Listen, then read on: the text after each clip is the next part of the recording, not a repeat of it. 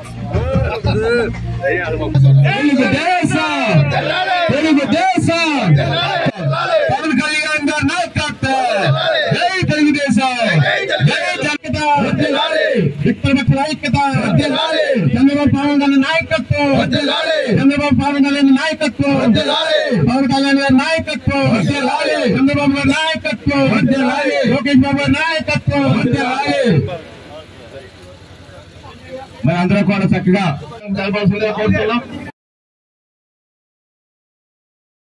చింతలపూడి యువ నాయకులు బొమ్మాజీ అనిల్ గారు తెలపడానికి వచ్చారు। ఈ వార్తలు ఇంతటితో సమాప్తం। నమస్కారం।